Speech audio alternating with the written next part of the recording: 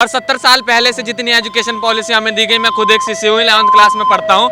70 साल पहले जो हमें एजुकेशन पॉलिसी दी गई उसमें हमें चंगेज खान के बारे में पढ़ाया गया जो कांग्रेसियों की नीति थी। आज हमें राम के बारे में बताया जा रहा है कि कौन थे राम, आज हमें कृष्ण के बारे में बताया। तो एक अच्छी पहले कि भारत में जो पैदा हुए उनकी बातें करो, बाहर के जो पैदा हुए उनकी बाद में बातें करें। मैसोपोटामिया हम बाद में पढ़ेंगे, पहले अयोध्या को राम राज को पढ़ो, पहले कृष्ण को जानो। ये मोदी जी का सबसे अहम काम है और मैं शिक्षक के नाते इनको इसलिए सपोर्ट करता हूँ। और कोई युवाओं को रोजगार नहीं मिल रहा, युवाओं को रोजगार, आप देखिए सूरज है, जैसे आप सूरज को सुबह सुबह गाली देने लग जाएं कि सूरज कुछ नहीं कर रहा मेरे लिए, तो गलत है ना। वो तो आराम से बैठा है। आप सोलर प्लेट लगाइए, आप सौर ऊर्जा लगाइए, आप सोलर गैस प्लांट लगाइए, तब तो आपको देगा। आपके अंदर अगर प्रतिभा है तो रोज IAS के नोटिफिकेशन आते हैं कि इतने वो लोग बने, इतने लोग चयन हुए, तो इनको रोजगार नहीं मिल रहा। इन्होंने मेहनत करके रोजगार लिए, सड़क पे नहीं गए थे। कन्हैया कुमार लगाते नारा कि भारत तेरे टुकड़े होंगे इंशाल्लाह इंशाल्लाह। ये भारतीय जनता पार्टी का नारा है कि हर घर में, जिस घर में अफजल निकलेगा उस घर में घुस के मारेंगे। 8 सालों में बदलाव क्या देख रहे हैं? 8 साल में वही तो मैंने कहा, बहुत बदलाव देखा।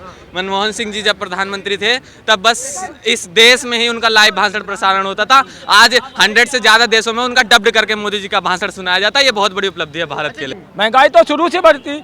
मैं 40 साल का हूँ, 40 साल में 50 पैसे की रोटी खाता था, आज 5 रुपए की खा रहा। तब 500 की तो नौकरी करता था, आज 12,000 की नौकरी कर रहा और उसमें भी बचा रहा हूँ सर। पहले के ज़माने में क्या था, 100 रुपये में गुजारा चल जाता था। आज की डेट में 100 रुपये नहीं, यहाँ 10,000 रुपये में गुजारा चलाना पड़ रहा है। ये कहाँ तरक्की नहीं हुई? तरक्की हुई है। और मोदी जी के आने के बाद में देश का एक भविष्य हुआ है, एक देश एकजुट हुआ है। लग रहा है जिस तरीके केजरीवाल कह रहे हैं कि दिल्ली को लंदन बना दिया, पहुंच चुके हैं गुजरात। लग रहा है गुजरात में वहाँ जादू चलेगा, फ्री बिजली फ्री पानी। गुजरात जो बनने जा रहा है, पहले दिल्ली को आके देखे, दिल्ली की गलियों में घूमे, और जो बारिश के टाइम में पूरा चौक हो जाता है, पहले उसको चेक कर ले, उसके बाद तो गुजरात जाएंगे। गुजरात में वो औंधे मुंह गिरने वाले हैं, उसी की तैयारी, उसी का शक्ति प्रदर्शन आज दिखने जा रहा है भारतीय जनता पार्टी कार्यकर्ताओं द्वारा। कह रहे हैं मोदी जी इस बार गुजरात से साफ है। वो समय और वक्त बता देगा। उन्हीं के अध्यक्ष हमारी महिलाएं माँ बेटियों को गाली दे रहे हैं, उन्हीं के अध्यक्ष हमारी प्रधानमंत्री जी को बुरे शब्द कह रहे हैं। वो आने वाला वक्त बताएगा कि क्या होगा क्या नहीं होगा। कह रहे हैं कि कोई सीखना हो तो केजरीवाल से सीख के शिक्षा देख ले आके, स्वास्थ्य देख ले आके। तो शिक्षा देखे ना, मनोज सिसोदिया जेल में जाने वाला है, मनोज सिसोदिया जेल में वाला है। स्कूल के सिस्टम फेल है। ये शराब नीति जो उन्होंने वापस ली है, ये सबसे बड़ा फेलियर उन्हीं का यही है। वो पहले अपनी नीति ठीक से नहीं बना पा रहे तो क्या चलाएंगे। राहुल गांधी भी आजकल भारत जोड़ो यात्रा कर रहे हैं। वो कह रहे हैं कि जब से इस यात्रा पे निकला हूँ मोदी जी सो नहीं पा रहे। देखिए, अगर उनको चुनाव में लेके आए तो मोदी जी जीतेंगे, इसलिए उनको चुनाव से दूर करने के लिए एक भारत जोड़ो यात्रा का एक बहाना बना के अलग कर दिया गया उन्हें, बस और कोई कहानी नहीं है। क्या लग रहा है महंगाई बेरोजगारी एक बड़ा मुद्दा बना हुआ है 8 सालों से? हाँ जी, महंगाई बढ़ी है, हर चीज महंगी हो रही है, काम धंधे है नहीं है। बोलो तो मोदी जी बोला हम 22 लाख नौकरी दे रहे, केजरीवाल में 20 लाख नौकरी दी नहीं है। दिल्ली में तुम नरक कर दिया तुम। आपका क्या नाम है? नरेश चंद। किसको मौका? सर बीजेपी को अगर महंगाई बढ़ी है तो लोगों की तनख्वाहें बढ़ी हैं। 60% अभी महंगाई भत्ता बढ़ा हुआ है और पब्लिक की इनकम बढ़ती है सर। महंगाई तो शुरू से बढ़ती।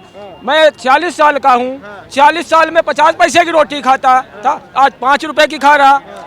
तब 500 की तो नौकरी करता था, आज 12,000 की नौकरी कर रहा और उसमें भी बचा रहा हूँ सर। पहले के ज़माने में क्या था, 100 रुपये में गुजारा चल जाता था। आज की डेट में 100 रुपये नहीं, यहाँ 10,000 रुपये में गुजारा चलाना पड़ रहा है। ये कहाँ तरक्की नहीं हुई? तरक्की हुई है। और मोदी जी के आने के बाद में देश का एक भविष्य हुआ है, एक देश एकजुट हुआ है। पहले देश बिगड़ा हुआ था, आज जगह जगह देखा जाए तो लोगों ने कब्जा कर रखा है। वो हमारे देश के मुसलमानों को देखा जाए या हिंदुओं ने किसी प्रकार का कब्जा कर रखा है। आतंकवाद था यहाँ पे, उस आतंकवाद को खत्म किया गया भारतीय यशस्वी प्रधानमंत्री के द्वारा। नहीं तो आज से पहले ऐसा कुछ भी नहीं था। जैसे कहा जाता है शेर एक ही होता है, वो हमारे भारत के नरेंद्र मोदी जी। नरेंद्र मोदी से राहुल गांधी में क्या कमी देख रहे हैं? राहुल गांधी जी वो भी एक यूथ के लिए अच्छे हैं, पर उनकी जो सोच विचारधारा है वो हर तरफ, वो उनके जो अपने लोग हैं उनको लेकर आगे बढ़ते हैं। ज़्यादातर यहाँ देखिए धर्म की बात आती है, धर्म की बात करें तो हिंदुस्तान के अंदर हिंदुस्तान के खिलाफ तो है ही, साथ में हिंदुओं को साथ में लेकर नहीं चलते, मुसलमानों को साथ में लेकर चलते हैं। क्या देश के हिंदू नहीं है? क्या यहाँ कार्यकर्ता नहीं है? यहाँ के लोग नहीं है? उनको लेकर कभी साथ में नहीं चलते। हर टाइम वो मुसलमानों को आगे बढ़ाता है और बढ़ावा देते हैं।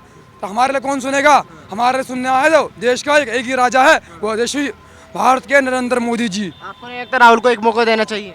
नहीं, अब मौका नहीं मिलेगा। बिल्कुल नहीं। 70 साल से देखो हमारा हिंदुस्तान है तो हिंदुस्तान है तो हिंदुओं का राज होना चाहिए, मुसलमानों का सपोर्टर का नहीं होना चाहिए जी। और 70 साल पहले से जितनी एजुकेशन पॉलिसी हमें दी गई, मैं खुद एक शिष्य हूँ, 11th क्लास में पढ़ता हूँ।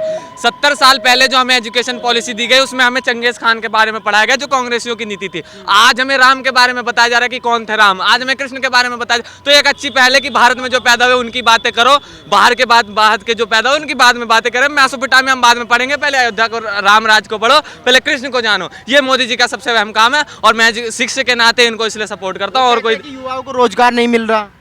युवाओं को रोजगार, आप देखिए सूरज है जैसे, आप सूरज को सुबह सुबह गाली देने लग जाएं कि सूरज कुछ नहीं कर रहा मेरे लिए, तो गलत है ना। वो तो आराम से बैठा है। आप सोलर प्लेट लगाइए, आप सौर ऊर्जा लगाइए, आप सोलर गैस प्लांट लगाइए, तब तो आपको देगा। आपके अंदर अगर प्रतिभा है तो रोज IAS के नोटिफिकेशन आते हैं कि इतने वो लोग बने, इतने लोग चयन हुए, तो इनको रोजगार नहीं मिल रहा। इन्होंने मेहनत करके रोजगार लिए, सड़क पे नहीं गए थे। कन्हैया कुमार लगाते नारा कि भारत तेरे टुकड़े होंगे इंशाल्लाह इंशाल्लाह। ये भारतीय जनता पार्टी का नारा है कि हर घर में, जिस घर में अफजल निकलेगा उस घर में घुस के मारेंगे। 8 सालों में बदलाव क्या देख रहे हैं? 8 साल में वही तो मैंने कहा, बहुत बदलाव देखा।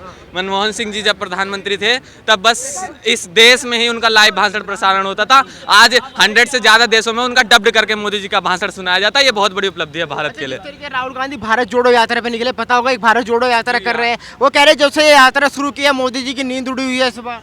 ये भारत जोड़ो यात्रा नहीं है भैया, ये भारत तोड़ो यात्रा है। इसमें हर जगह जा जाके केवल अगर आपका कोई इसीलिए विरोध करता है क्योंकि आप उसके सामने प्रबल रूप से खड़े हुए हैं, वो इसीलिए वो भारत जोड़ो यात्रा निकाल लें कि अगर मैं ये नहीं निकालूंगा तो मैं खत्म हो जाऊंगा। क्या देख रहे हैं जिस तरीके से एक महंगाई बेरोजगारी का मुद्दा लगातार चला हुआ है कि 8 साल में महंगाई देख लो, बेरोजगारी देख लो, कांग्रेस ने मुद्दा उठाया हुआ है। देखिए, महंगाई का जहाँ तक सवाल है, सबसे पहले जान फिर पहचान।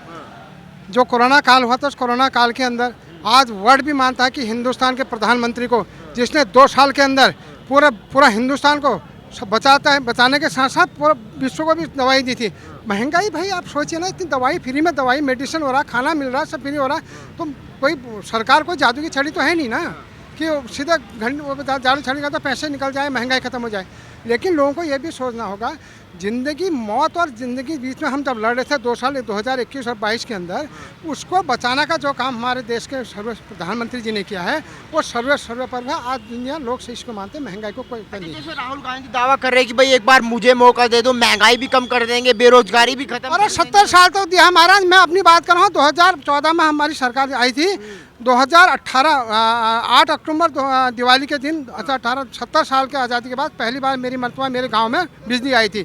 मेरे माननीय सांसद थे आज वो वहाँ क्या कहते हैं महाराष्ट्र के वो हैं उपराज्यपाल कोश्यारी जी, उनके यहाँ पर गया था मैं यहाँ पर, और वहाँ उनसे कहा कि बार हफ्ते में जाता था। उन्होंने इतना प्रेशर डाला था, पहली मरतबा 70 साल के देश के आज़ाद होने के बाद मेरे घर में 8 अक्टूबर 2018 को बिजली आई है।